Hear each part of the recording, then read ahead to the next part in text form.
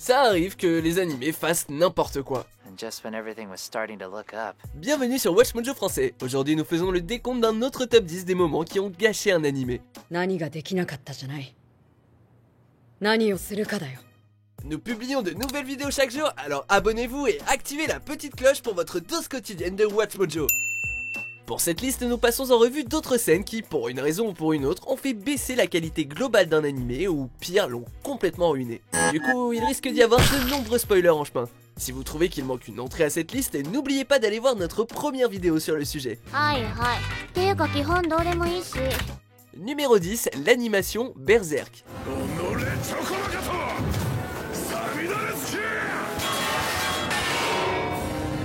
Vous vous rappelez tous de la série originale, pas vrai? Qui malgré son budget manifestement limité nous a offert l'histoire troublante de Guts. Et vu qu'elle s'est terminée sur le cliffhanger ultime, on espérait tous une suite. Un vœu exaucé, mais à quel prix?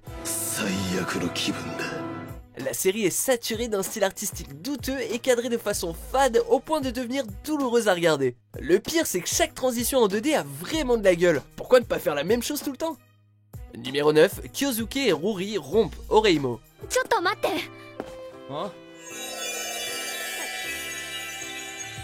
Bon là on enfonce une porte ouverte, mais même si on passait outre sa décision de plutôt poursuivre sa propre sœur de façon romantique, en termes de personnage, Ruri est bien plus intéressante. Alors certes c'est une intello qui adore le cosplay de Lolita gothique et qui a d'énormes angoisses sociales, mais c'était la waifu et ça c'est pas rien contrairement à Kirino qui dégrade le héros et le gifle toutes les 5 secondes. Et encore une fois c'est sa sœur. La rupture en elle-même est un moment déchirant et savoir ce que la relation aurait pu donner est encore pire. Numéro 8, c'est l'empereur des Digimon, ou pas, Digimon Adventure 3. Tout en offrant aux fans old school de l'anime tout ce qu'ils pouvaient espérer d'une réunion avec le Digisaver original, la série possède aussi des surprises enthousiasmantes. L'une d'entre elles n'est autre que l'arrivée d'une figure ressemblant en tout point à l'ancien antagoniste de Digimon Adventure 02, l'empereur des Digimon. Mais alors, on a droit à des caméos du reste des Digisavers de 02? Vont-ils altérer certaines des pires scènes de la série? Ken serait-il redevenu méchant? Qu'est-ce que ça signifie? Ah, c'est juste ce mec sans intérêt qui s'est déguisé. Bon, bah c'est ce qui s'appelle un Digi pétard mouillé. Numéro 7, des extraterrestres, vraiment, Gundam 00 Awakening of the Trailblazer. En dehors du titre qui n'a vraiment pas besoin d'être aussi long, ce film est une lettre d'amour bâclée écrite à ceux qui kiffent la série Gundam 00. Les combats de mecha sont peut-être bien faits, mais l'histoire est tellement capillotractée et blindée de personnages que même les fans les plus endurcis se perdent en chemin. Et oui, les méchants de ce film sont vraiment des extraterrestres. Vous vous souvenez quand la série parlait d'idéologies opposées et des conséquences de la guerre? Ouais, cette époque nous manque aussi. Numéro 6, une confession trop intime, Kokoro Connect. Pour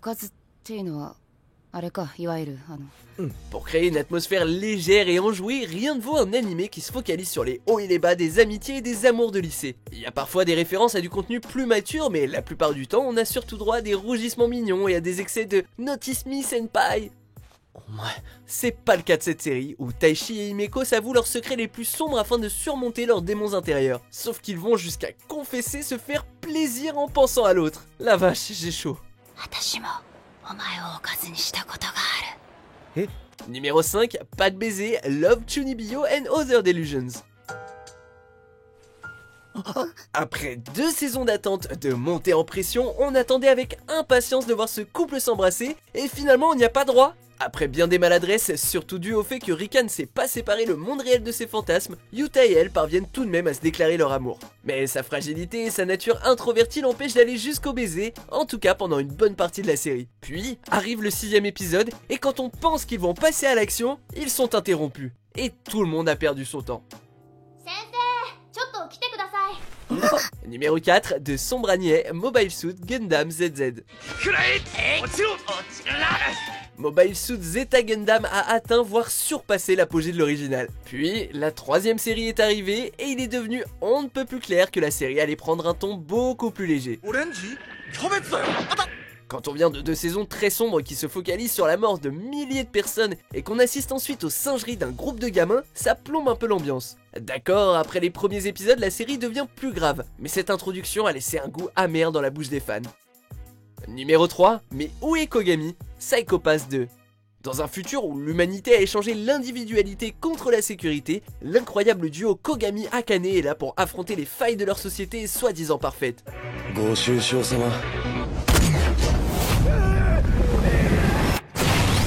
En faisant exploser pas mal de membres au passage d'ailleurs. Autant dire qu'après la première saison, on avait hâte de voir ce qui allait arriver. Bon, apparemment Akane est de retour et...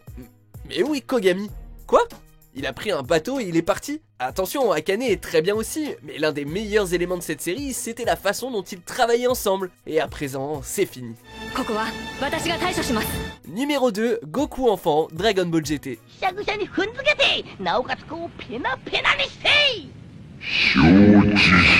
En voilà une qui s'est tiré une balle dans le pied. Cette série a jeté par la fenêtre ses chances d'être aussi respectable et immensément populaire que son prédécesseur en transformant le Super Saiyan préféré du public en un enfant.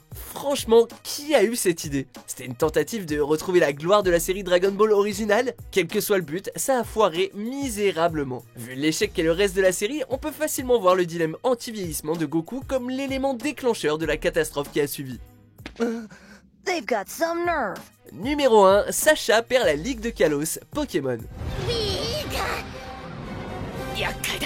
Encore? Après avoir passé une éternité à vaincre des champions, des organisations criminelles et après avoir participé à d'innombrables tournois, il est incapable de gagner. Une fois de plus en finale, Sacha et Alain se livrent un combat assez incroyable on doit dire. Mais il perd à la dernière seconde, confirmant qu'il ne sera jamais champion de quoi que ce soit. On aurait pu s'y attendre si l'épisode japonais ne s'était pas intitulé Victoire de la Ligue Kalos, le match ultime de Satoshi, le prénom japonais de Sacha. Cet épisode est un gros doigt à tous ceux qui attendaient ça depuis 20 ans. Vous êtes d'accord avec notre sélection? Jetez un coup d'œil à ces autres super vidéos de WatchMojo français et n'oubliez pas de vous abonner pour être au courant des nouveautés.